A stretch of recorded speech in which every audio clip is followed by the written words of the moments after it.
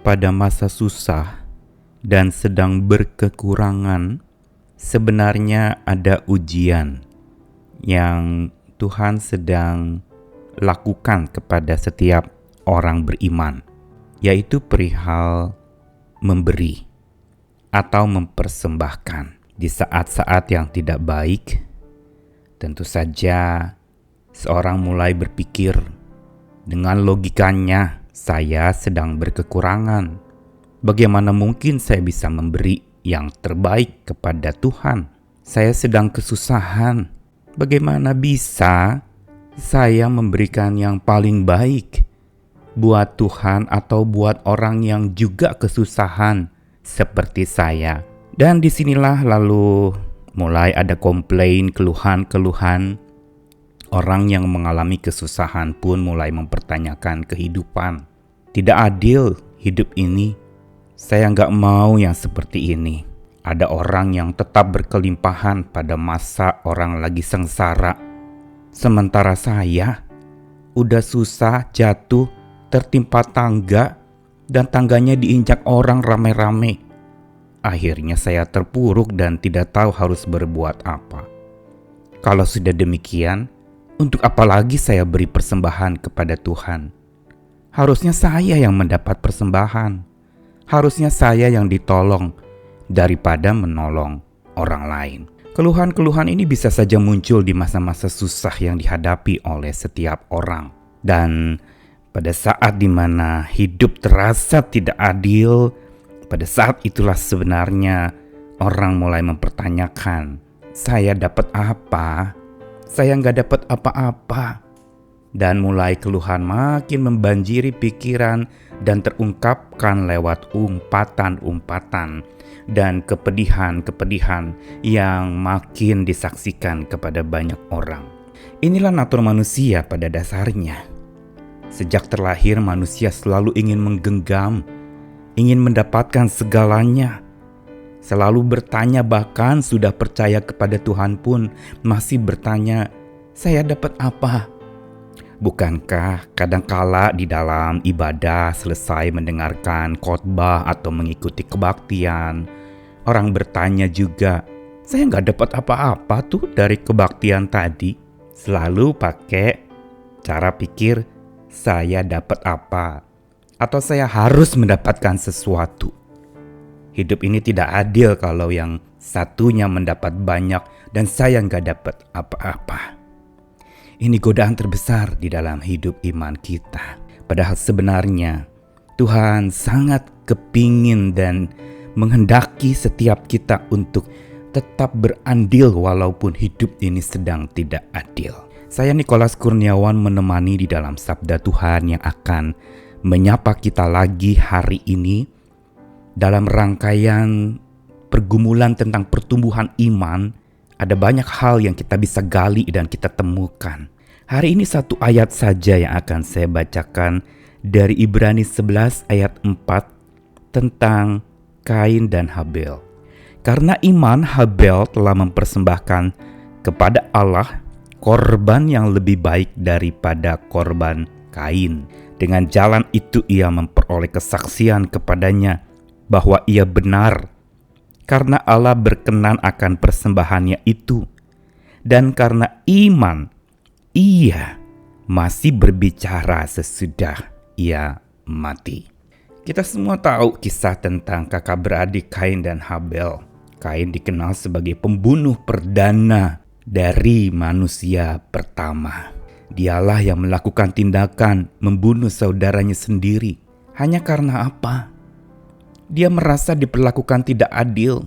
Dia merasa Tuhan senang kepada persembahan Habel tetapi tidak senang kepada persembahannya.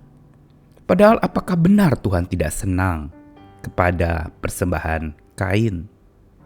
Tentu saja kalau mau digali lebih dalam lagi, bukan Tuhan menolak atau marah kepada persembahan Kain. Namun Tuhan melihat hati kedua kakak beradik ini. Habel justru mempersembahkan korbannya, yaitu berupa ternak sulung yang dipersembahkan dengan hati yang tulus. Dan yang diberikannya pun adalah karya yang terbaik lembu yang terbaik, persembahan yang paling bagus tak bercacat. Sedangkan Kain yang memang seorang petani memberikan hasil tanah dan ternyata memang hatinya tidak baik, sehingga persembahannya pun menjadi persembahan yang tidak baik kepada Tuhan. Disinilah Tuhan lebih respek kepada persembahan Habel daripada Kain. Tapi bukan menolak persembahan Kain. Tapi yang jadi masalah adalah Kain lalu menjadi marah. Dia begitu geram. Dia menjadi iri hati.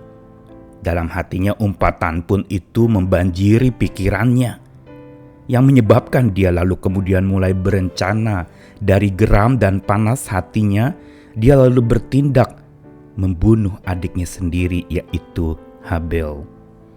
Dan di dalam Ibrani pasal 11, catatan tentang saksi-saksi iman, Habel dicantumkan sebagai satu tokoh yang memang terkenal dengan imannya, yaitu dia punya iman yang senantiasa mempersembahkan yang terbaik. Dia punya iman yang dalam keadaan apapun juga dia selalu memberi yang terbaik.